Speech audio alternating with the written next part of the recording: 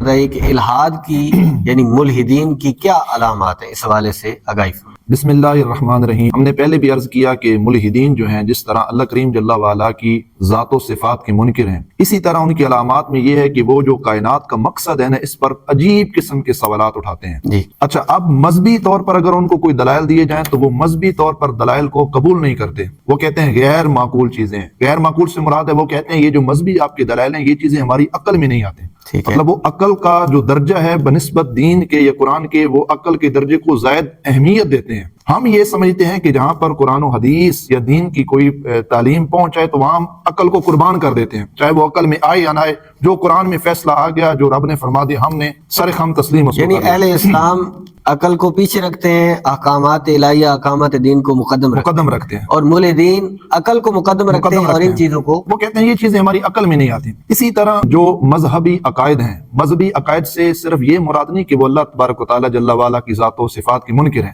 ٹھیک ہے، مذہبی عقائد سے مراد یہ ہے کہ وہ انبیاء علیہ السلام ان کا بھی انکار، کتب ان کا بھی انکار، جنت دوزخ قیامت عالم برزخ، یہ جو آخرت کے احوال ہیں جن پر ہمارا ایمان ہے، جن کے بغیر ہمارا ایمان مکمل ہے، ان کا بھی وہ انکار کر دیتے ہیں۔ اچھا، اخلاقیات کو وہ کہتے ہیں یہ دین سے جدا ہے، اخلاقیات الگ چیز ہے، دین الگ چیز ہے، جبکہ ہم یہ کہتے ہیں کہ جو بھی اخلاقیات ہیں وہ دین کا حصہ ہیں، دین ہی ہمیں اخلاقیات سمجھاتا ہے، اور دنیاوی جو خواہشات ہیں ان کو وہ ترجیح دیتے ہیں۔ اخلاقیات کے حوالے سے وہ ام المومنین عائشہ صدیقہ سلام اللہ علیہ آپ سے عرض کی گئی بالکل کہ سرکار کا اخلاق کیا ہے، جی آپ نے کیا ارشاد فرمایا؟ کانا خلق رسول، قرآن ہی حضور صلی اللہ علیہ وسلم کا اخلاق مبارک۔ اچھا، اس کے علاوہ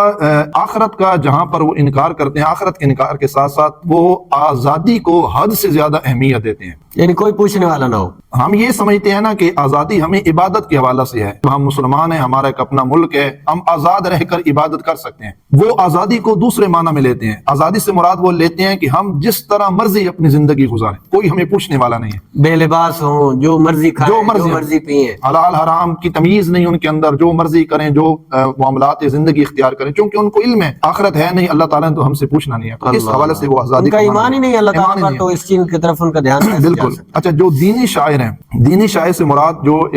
اسلام کا ایک تشخص ہے، جو چیزیں علامات ہیں، جس طرح نماز ہے، روزہ حج ہے، ان سے ان کی دوری ہے، اور صرف دوری نہیں ہے بلکہ جو اہل ایمان اور مسلمان ان امور عبادات کو ادا کرتے ہیں ان کا یہ مذاق بناتے ہیں۔ اللہ اب مسجدوں کے اندر ہم سجدہ کرتے ہیں، رکوع کرتے ہیں، قیام کرتے ہیں، قرآن ہم پڑھتے ہیں، حج ہم ادا کرتے ہیں، اب وہ نہ تو صرف ان کو تسلیم کرتے ہیں بلکہ ان عبادات کو دیکھ کر وہ لوگ کیا کرتے ہیں، ہمارا مذاق بھی بناتے ہیں، تو یہ علامات ہیں ان کی۔ اچھا، اس کے علاوہ مذہب کی بجائے وہ جو سائنس کے دلائل ہیں نا اور تجربات، ان کو وہ زیادہ اہمیت دیتے ہیں، وہ کہتے ہیں سائنس ہی ہے سب کچھ، جبکہ ہم یہ کہتے ہیں کہ اب جو سائنس ہے نا وہ بھی قرآن حکیم سے جو احکامات ہے وہ اخذ کر رہی ہے، چاہے وہ ایمان رکھیں یا نہ رکھیں، لیکن ان کو بھی پتہ ہے قرآن کے اندر ہے ساری سچی باتیں۔ قرآن مجید نے جن چیزوں کو بیان کیا آج 1400 سال پہلے، سائنس